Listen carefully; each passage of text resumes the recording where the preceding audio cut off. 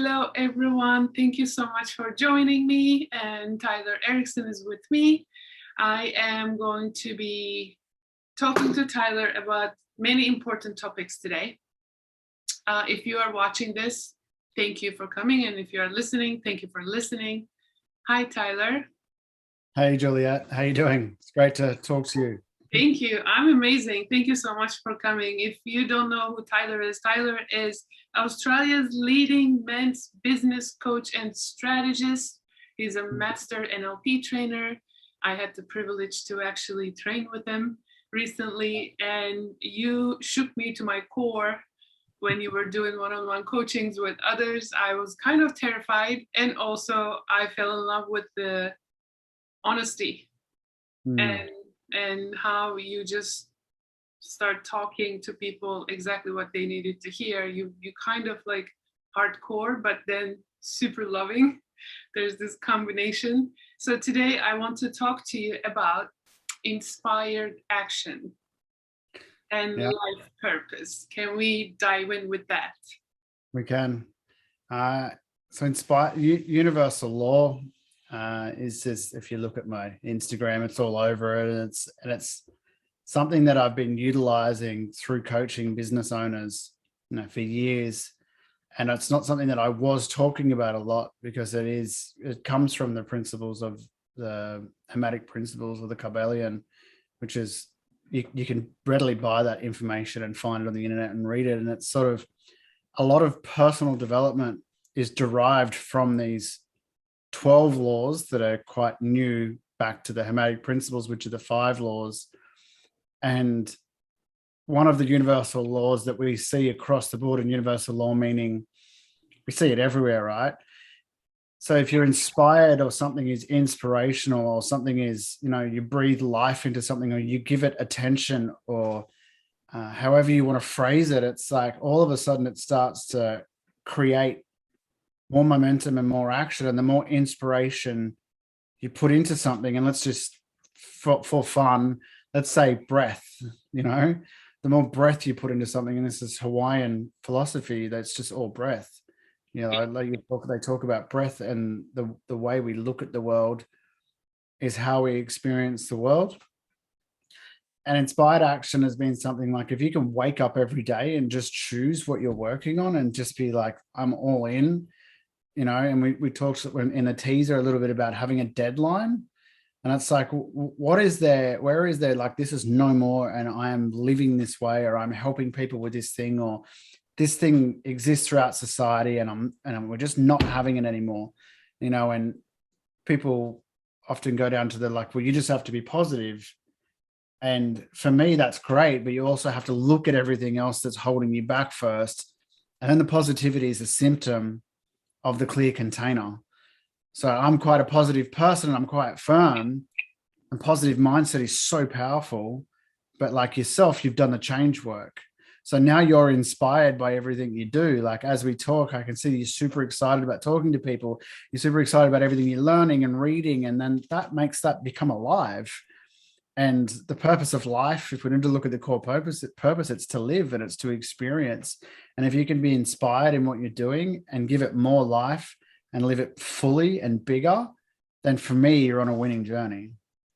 Yeah, for me, if it comes easy, that's the right path I'm on, because I'm going with the flow, universal flow. I'm not going against the great flow.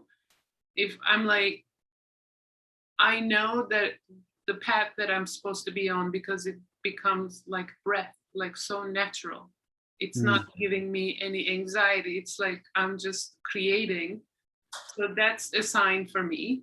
Also, before the training, even though I had inspirational actions daily, I had old beliefs, limiting beliefs, that I did not trust myself fully, because that something happened years ago and I was still holding on to that, and it was unconscious. I didn't even know it was there until I had to dig in. So the positive I believe that it doesn't work if you don't actually clear those filters.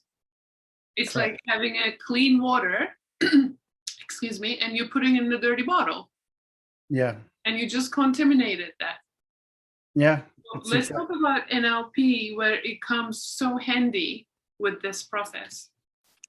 So intention and action is what we've been talking about so far. As inspired action is actually just setting great intentions, which is a positive mindset, and then taking action into, and I'll show through the story of how I operate when I'm coaching, of how NLP, which is really just great language at the core of what it is. And NLP is a process of modeling excellence. So we see what other people are doing that works, and then we just copy it with our own flavor and our own intentions and our own actions. And then that's how we can create greatness in everybody. Yes. But setting intentions and then taking action are great. If you're using the wrong words, the intention that you're setting can set you off track. Like the unconscious mind does not process negatives. So if you're saying, we'll use weight loss or weight release as like, if you're around an NLP coach, they're going to say weight release, because if you want it to feel like you're not actually losing something, because the unconscious mind tries to keep itself safe, and it loves abundance. So you say weight release, I'm releasing that, it's no longer needed.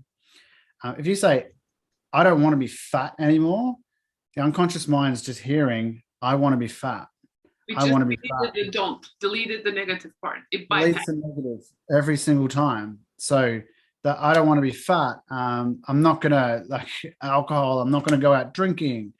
You know, and it's like, there's a funny joke in those communities, because I actually came from that world.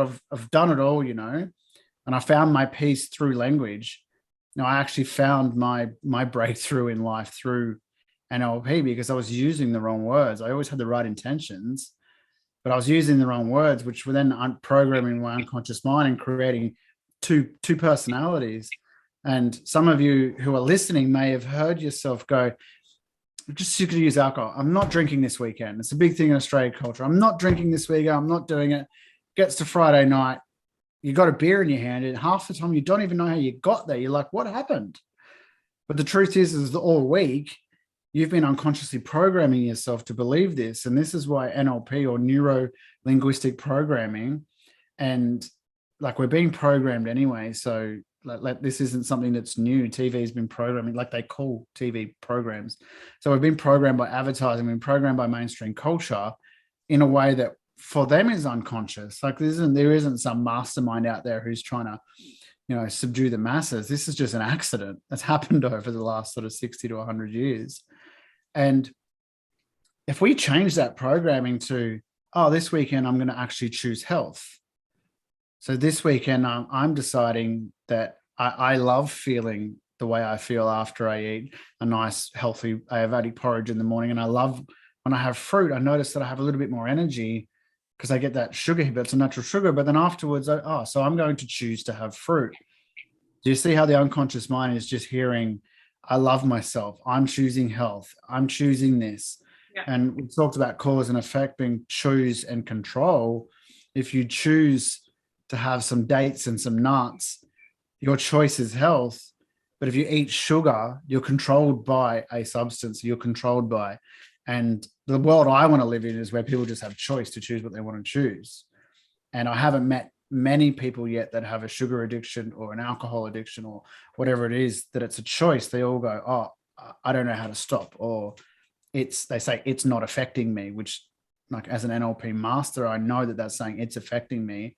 And they're actually, the only reason they're talking to me about it is because unconsciously they're crying out for help. My speech definitely changed after the training. I used to use the word, I can't wait to see you. Now I choose, I'm so excited to see you. Perfect. Because I just said, I will wait to see you, because the conscious just removed the can't. Yeah, that's exactly right. And you'd be surprised what actually happens inside the brain is, if you've got one part of your brain going, I'm really excited to see you. So consciously you want to spend time with this person, and unconsciously the brain's going, like, are we waiting? Like, you're excited. Like, what are we doing right now? And then the energy that actually takes up within yourself is spread out over two different ways of thinking. And no wonder people get brain fog. No wonder they make poor decisions. No wonder they get tired, because the brain uses a lot of our energy. And using that energy is a way to, like, if you just stop with that, all of a sudden you have more energy. And most of the time people come out of a training with NLP when they're just using correct language. Like, everyone's a hardcore NLP fan because they figure it out right. And like, they can be a little bit frustrating to talk to. It's so positive. Like, yeah, is that what, for what purpose? And I'm doing this and it's correct and all these things. And it's great, right? Because you're retraining your brain consciously and you're catching yourself. But I would bet you $100 right now that you have more energy than you did to have before the training. Less. I have more energy. My speech definitely towards what I want, instead of the negative. And I catch myself. It's still new, so it's like just learning to ride a bike. You know, I just have to practice it. I think I'm doing really good. And it's funny, now I speak with friends. When I hear a limiting belief, oh, I can't drive a car, my next question will be, when did you decide that? Yeah, it's great. And your brain goes into, what? What? I made that decision? What do you mean I made that decision? I just can't, you know? Yeah, that's, I'm not, see, that's the control thing. It's like, so saying I can't drive a car. So let's look at that. So I can not. So consciously, I can. So to know something exists, you have to know that it's possible. This is just basic human psychology. There's no magic. There's no NLP. It's like, so I can't swim. Well, how do you know what swimming is? You know that when somebody goes in the water, so you must have seen somebody swim, right? So you know that people move their arms in a certain way when they're in the water, which keeps them above the water and moves them through it, right? I can't drive. So you've been in a car with somebody and you've seen them move the gear stick and you've seen them drive with the thing, whether it's conscious or unconscious. So the problem isn't that you can't drive. The problem is that you have a fear of doing something new, or you have a fear of, like, okay, cool. So how do I overcome that fear? So I would like to learn how to drive, or like, you know, I haven't been shown how to drive, opens that conversation up to, hey, would you like to learn? I can teach you. And then all of a sudden we're back at cause or choice, which is perfect. It's great language. I was reading a book, Joseph Murphy. I'm sure you know who he is. He's the writer, author of Power of Subconscious Mind. He says, as a human being, you know how to walk, right? You can get up, go to the room, come back. You know how to walk. If I were to put a plank 10 feet above the floor and you have to walk on that plank, you will hesitate. Even though you have ability to walk, you know how to walk, you will be held back by your fears, by your beliefs, by your assumptions, because you may fall, you will go to the future, you'll create the worst case scenario, because our brain is made for survival. Its job to keep us safe. Maybe that's why it's not processing the negatives, because it's protecting us. So in NLP, exactly, I realized I was that person. Yeah. It's a perfect way to explain it, because really you could walk in a straight line on the grass every day or on a mat. If you put safety mats underneath it, all of a sudden you can walk in a straight line and you're less likely to fall off. So what's the solution for this? What's the solution? What would you do if I came to you with this analogy and because I don't trust myself? Like, what would you diagnose me with? Well, like, I know people who are listening are totally resonating with this. Yeah. There's a lot of us. So fear is an interesting thing, and the unconscious mind it has prime directives, and one of them is to keep us safe.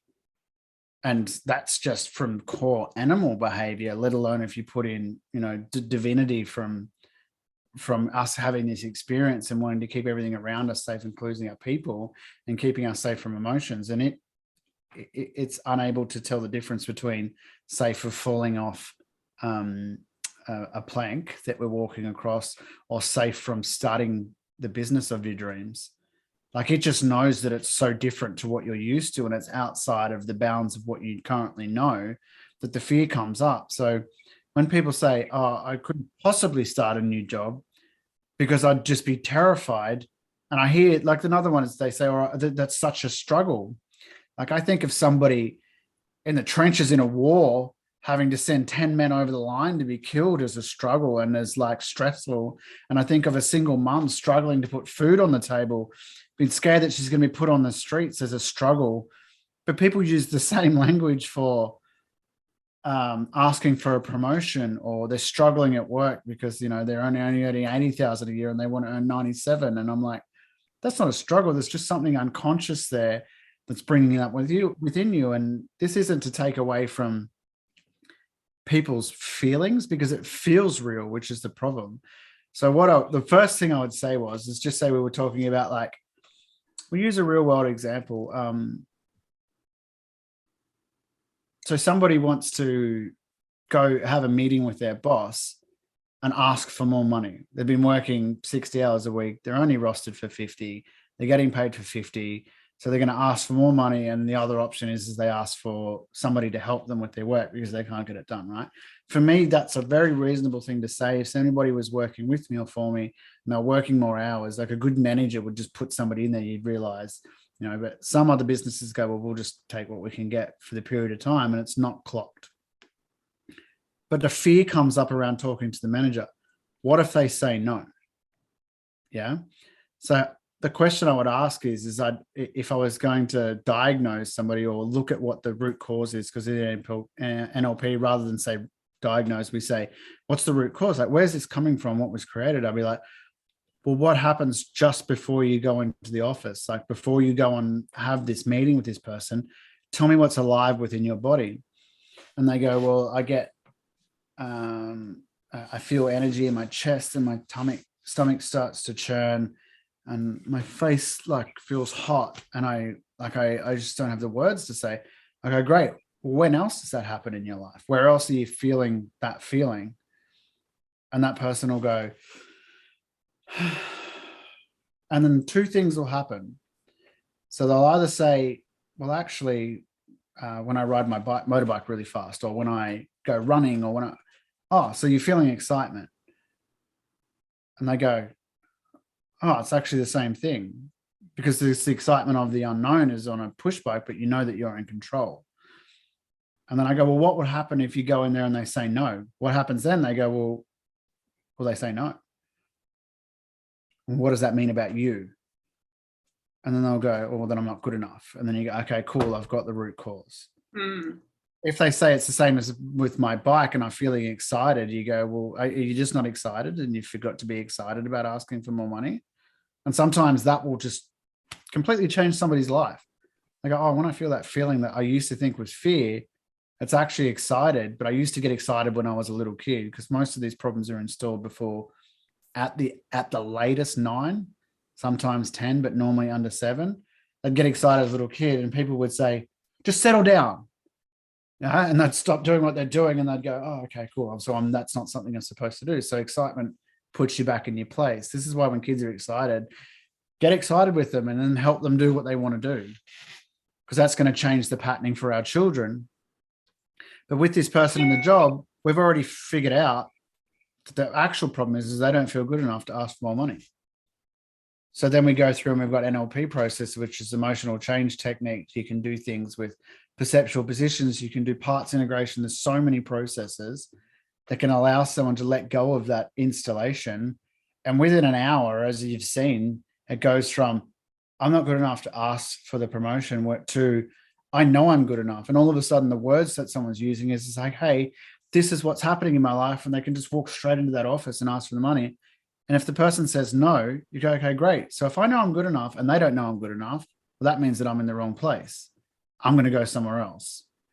And it completely shifts and changes someone's life. So that's how I would deal with the fear of asking for what you want, or the fear of this or a fear of that, because fear often comes from, well, what happens after the fear or after the excitement or after this? And we have a little bit of a motto in the room. It's like, fear is just a breath. Fear is excitement without a breath.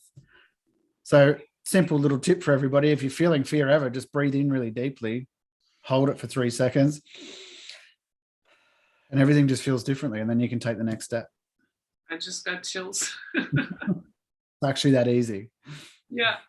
I was that person that you described. I would get stomach butterflies, red, because the root cause was I'm not good enough. What if they hired somebody else? And then I would just make a whole story and paralyze myself. Yeah. That was definitely. People will choose, I have to use this correctly. People choose unhappiness or uncomfortableness over rejection. When the truth is, if you look at a timeline, if somebody says no to you, you're not worse. It's the I'm not good enough that makes you feel worse, with the thinking that happens afterwards and the feeling. But if you ask for something and somebody says no, you're actually exactly where you were, probably a step closer. I live by you're always two conversations away from what you need.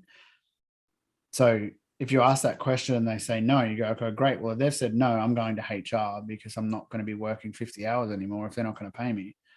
Yeah. So no matter what, even if you get a no, you're still further along. And I think that's been removed from society because of the I'm not good enough and the fear of rejection, the fear of success, all these limiting beliefs that are unconsciously programmed into us from parents who love us.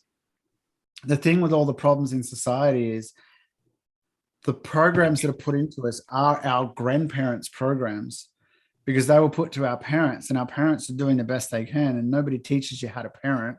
Some people just got it right and created successful kids. Some people got it completely wrong and created successful kids, because some kids will go, well, I'm not living like that. I know exactly what not to do. I know that I'm going to move towards, this is how I'm going to live my life. And other kids, their parents get it all right and they just do the opposite. So the programming that's put into us as our grandparents, and our parents actually don't live by the rules that they teach us, but they do it because they love us. They go, hey, get a good job, make sure it's safe. Oh, don't ask too many questions. Stay in a position where you're going to, and work your way up. Don't talk about eat. Don't get hungry. Eat. That's another one. My mom used to feed me. Yeah. Because their parents were hungry, so eat all the time, right? And at a time where there was poverty, if there's food around, you eat the food because there might not always be food. In a time when there was 3 or 4 major recessions, like we call our recessions now, they're a joke. There's more millionaires made in the modern recessions than there is people that go broke. The major recessions, they go, well, work a good, stable job, and they might keep you when we go into a recession because you're good at what you do. Save, always have enough money for, what was the one I read the other day? Have enough money in the bank to live for 12 months and don't put it anywhere. If you're smart with an investment, that money could be earning you 10%. So if you needed $100,000 to live for 12 months, you could be making 10 to 20% on top of that, but they're telling you to keep it in the bank. And that's just a limiting belief or program that somebody has created because they love you, but they're not you, and they don't know what your dreams and hopes are, and they don't look at the excitement for you. They just run off the program. Because I don't care who you are, everybody has that little fire. It's right in here. And when you get excited, and I know that you were talking earlier about moving into, like, when it feels good and in flow, for me, flow feels like a fucking wildfire just burning towards what I want. And like the uncomfortableness, because I've done so much work on myself, when a limiting belief comes up or something, that I call them points of friction. They're only points of friction because they're either on the edges of where I'm heading and I shouldn't be there, or I need to widen my energy because I've got to create more impact and, help more people and build myself up to a point where I can be what I need to be. And if you imagine you're a tube of energy moving through time and you want to be big and you want to be great and you want to leave an impact on this world, the energy is going to have to get bigger and the sides are going to feel it. And sometimes there is that, there's a bit going on at the moment. Like at the moment, I've hired a team and I'm building stuff. I'm putting on social media. I'm going on channels with you. I'm like booked out with podcasts and it's exciting. But sometimes I'm like, I really would just love Sunday to sit by myself, but it's just not on the plan. It's not on the mission. And then everybody doesn't have to have a mission like that as long as they have chosen a purpose for themselves. And we said at the start, we're going to talk about, like when I was talking to you earlier, we're going to talk about purpose. And like you don't get given one. Like this isn't something that's, you wake up one day and it's like, oh, like even people that say that have unconsciously chosen a purpose. Yeah. And choose something that feels good, choose something that's exciting. And if it makes you a lot of money, great. If it just makes you happy, great. But just choose something. There's a lot of find your purpose. It was a big rush in personal development, and I've got a bit of a war on it. It's like find your purpose. It's like if you're always looking for something, you truly will never find it. I've done the Camino de Santiago. I've done the pilgrimage. I've sat in silence retreats. I've lived in the jungles in Cambodia looking for this purpose. And it's just not in those scenarios. Those things are beautiful experiences. But then I got back to Australia and I went back into underground mining, and I was like, what's this purpose thing? Like, I'm a man. I'm supposed to have a purpose or direction or a drive. Am I just supposed to work? And then I looked around at what was around me and I was like, I just want to help people. I really just want to help people. And if I can make one person happy, you know what? That's what I'm going to do. You know, and could have done anything and been good at anything because I'm driven. I was like, I'm actually just going to help people. And I figured out that without the right words and the ability to articulate myself, there was no possible way of me doing that.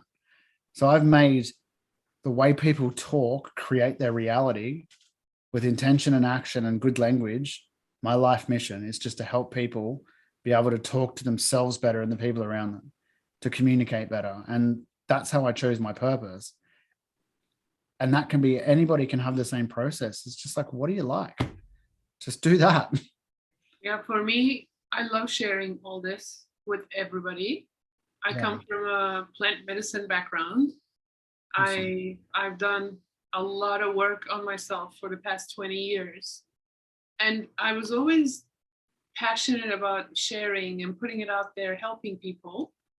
And I made fun of, because everyone asked me, how much do you make out of all this? I'm like, nothing.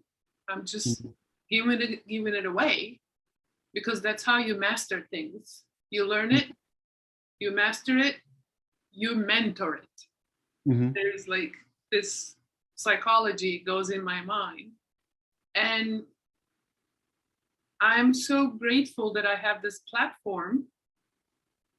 It actually turns me on life. I can't wait to wake up every morning and do what I'm doing.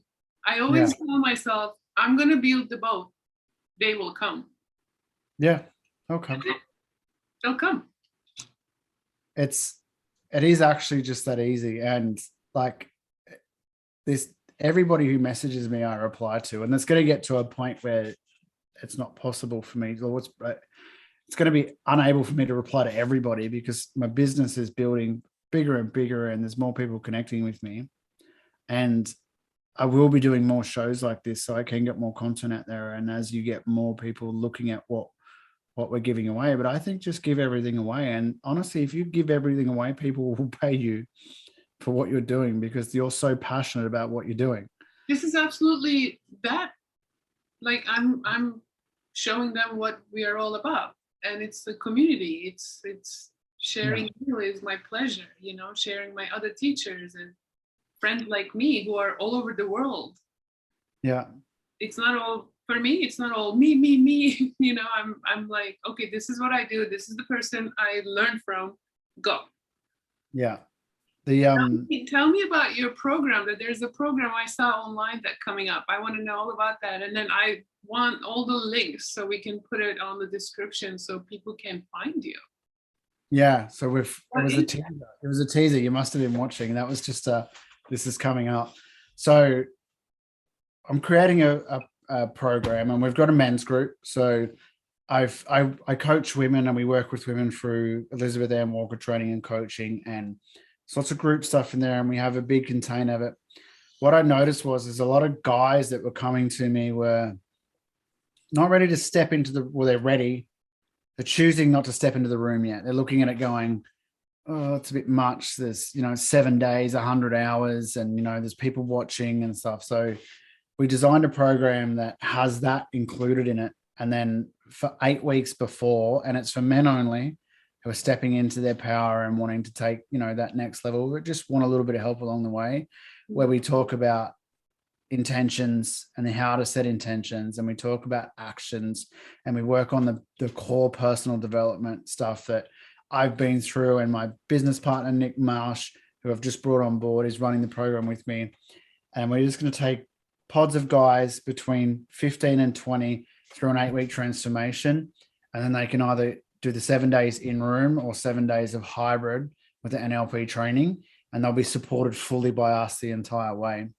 And it's like super affordable. We've got payment plans, and it's actually a piece of how do I start to serve more men that want to step into personal development in the masculine, rather than stepping into the trauma, or I have to have a problem. It's like, how do I, and we'll work with those guys. We've got avenues for deep trauma, but this is more of a, how do I get inspired? How do I take action? And how do I use the right words?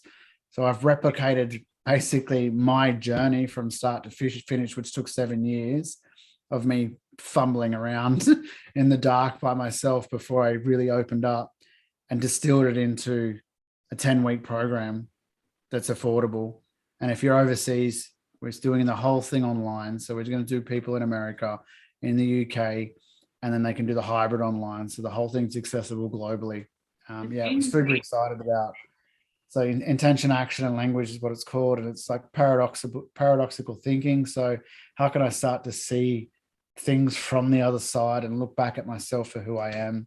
How can I create my internal world? And how can I use the right words to change everything around me? And I know this stuff works. So we're really excited about it. And you'll see more and more. This is amazing. This is exactly what everyone needs. I want to ask you, what's the benefit of having an NLP coach, whereas non-NLP coach? Yeah. Well, fun fact. Real people. Most of the good coaches that aren't NLP coaches are already using NLP techniques that they've picked up through the personal development books that they've read. Because most of the masters, like Tony Robbins, I can't remember, I'm not going to rattle off all of them, but are all using great NLP language and NLP techniques, because NLP is just a process of modeling. Yeah. So if you wanted to find a coach they've went through and they've gone, well, how often does this process work? And then distilled it back into a linguistic process, then they're already using it. So somebody who's trained in it, they can use it as a scalpel rather than a hammer, is somebody that I want coaching me. I would only personally work with, and I'm a multiple 6-figure business owner. I would only work with somebody who is trained and mastered in NLP, because I want them to have a clear container and them to use the right language, so their problems aren't projected into my learning. It's just my learning that's being experienced through them as a map. So for me, NLP coaching is something that is a complete game changer. And there are beautiful healers out there that aren't NLP trained, and they have a purpose. But if you want to move to the next stage quickly, and you want to do something over 6 to 8 weeks, which is, one session a week, which is like fast and effective, then using an NLP coach is how you're going to get there. If you're still sitting in that, I want to sit in circle or plant medicine or whatever that stuff, then go and experience that. Although integration with great language after plant medicine is a completely different experience. I want to highlight that because I heard that plant medicine doesn't do the work. There are skeptics out there. There are lots of skeptics. Yeah, I've done. Say it again. It's up to the facilitator on how they hold the space for the person. Absolutely. I even wrote a book about it, believe it or not. Yeah. I'm super passionate about it. I work with one of the best of the best. His name is Juan. He's in Colombia. He's an 11th generation Taita. He doesn't even call himself a shaman. Taita means teacher. Yeah. He just works in the spirit world.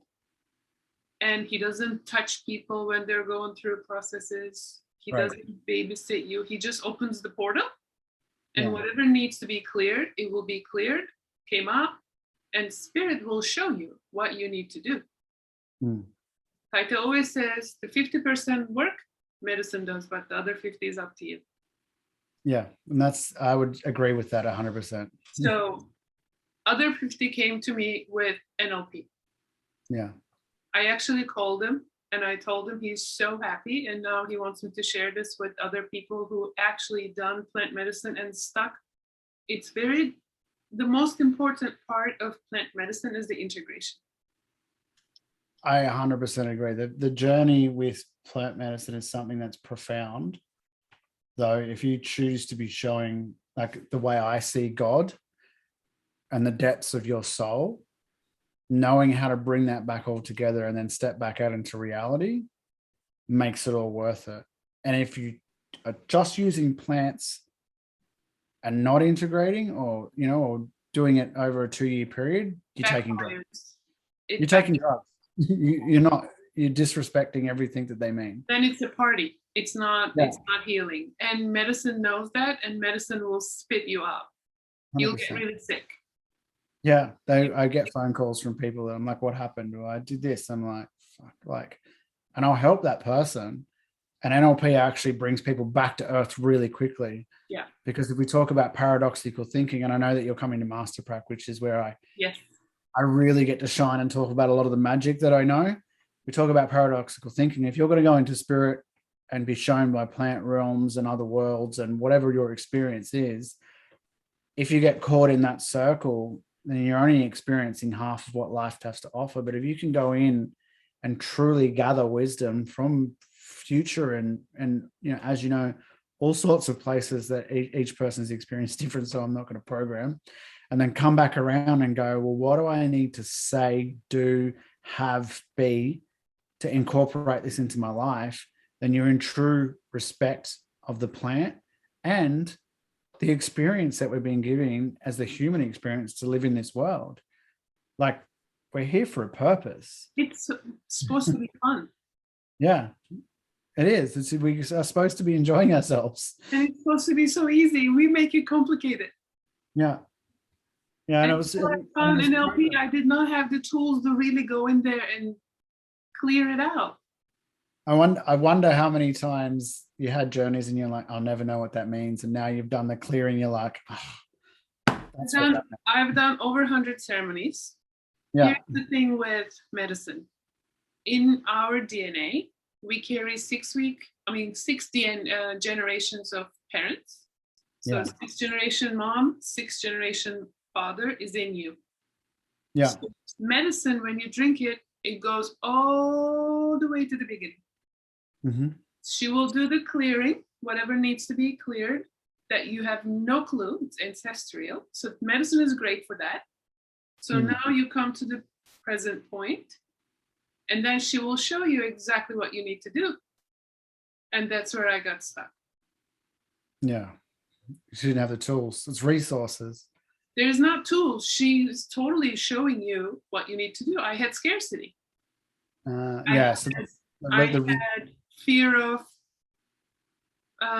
like survival, and I couldn't get out of it. I was in such masculine all my life. So the tool would be that how to access the feminine and still be powerful. Okay.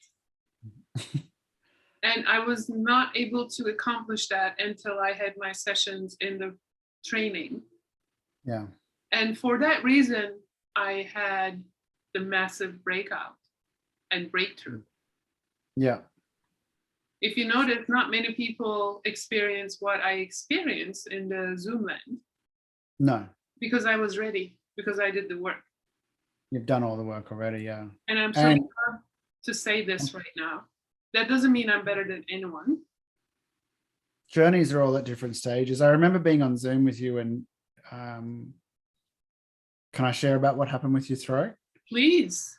Yeah. And you were like, there's something here. And I was like, I'm sitting on the other end of it. And I was like, it's weird because I was holding my energy inside your body to see what was happening. I was like, oh, and then you're like, actually, there's nothing there. And this is the first time. this is the first time it's been clear. And then you're quite emotional. And I was like, actually, it's all cool if you go to bed. Because if you just get that from this training, that you now have your voice back. That's exactly what I told everybody.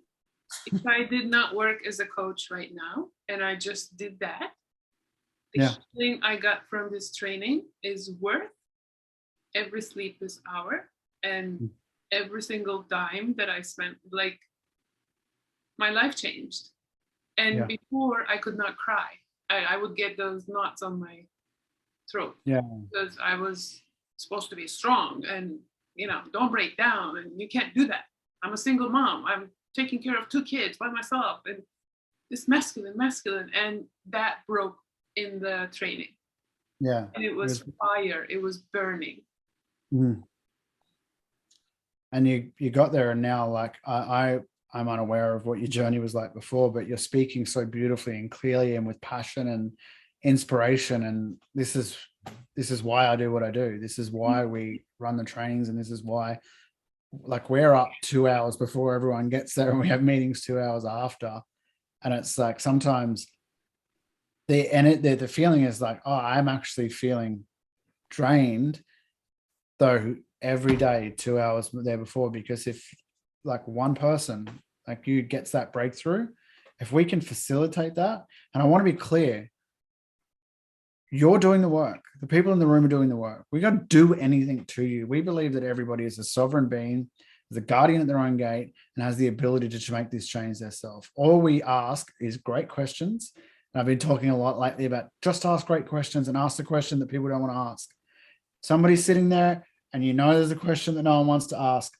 Put your feelings, just get them there, ask the question, because the feeling that you think you're going to feel isn't that one. And people will be like, I have people say, you can't ask that question. I'm like, I just did. We need to find out what's going on right now. And that's all we do as facilitators, just ask great questions and show you what you're not seeing, because it's unconscious. It's unseen. This is shadow work. This is the, hey, I can't see it. It's in the shadow. Like, help me. It's like people are saying, help me. And other people are going, just be positive. Fucking cry. Tony Robbins always says the same thing. You will find solutions if you ask great questions. Yes. Yeah, he does. And every meeting I jump off, ask great questions. That's how I end all coaching sessions. Ask great questions. I don't know what to ask. Keep asking questions, because eventually you're going to know. And if you don't know what to ask, go, what am I not seeing? If you're working with a coach, you're working with a mentor, and you're unsure of what to do next, or you're unsure of what questions, bring the power back to yourself, which is choice, and say, hey, right now I'm feeling this. And you can say this with your partners, and I'm not sure what to do next. I have no idea what the question is I'm supposed to be asking. What can you see that I'm unable to see? And then be open to receive criticism, and ask them to be radical, knowing that that person is going to do it from love, because love isn't just romance, right? Love is holding someone to a higher standard. Love is treating someone with the respect that they deserve and saying, hey, you said you were going to do that. Like, a love to a mother to a child is like, go to school, and you'll yell at them until they go, because you know that the community they get there and the basic skills is going to help them if they can read and write and stuff. It doesn't feel nice to a mother to yell at her child to get out of bed and get dressed. She probably just wants to cuddle them. But when you love someone, you hold them to the highest standard. And if we truly say that we are love and we love everyone around us, then sometimes it's going to be like, what's wrong? What's actually going on? What's underneath that? Yeah. Yeah. Thank you so much for taking the time to talk You're to welcome. us. This is amazing. I learned so much. That's why I love doing the podcast. I get my own time with the best people, and I learned so much. I will be sharing all the information with our viewers, and I hope to see you soon. Yeah, I'll just chuck in if the viewers want to comment stuff they want to learn, or if there's anything that we're interested in or anything they want to know. If you get a list, Juliet, I'm happy to come back on next week or the week after. And yes, we will. Let's put that out there. If you have any questions for Tyler, let's make it another episode. That sounds great to me. Awesome. Thank you. All right. Thanks. I'll see you later. Bye.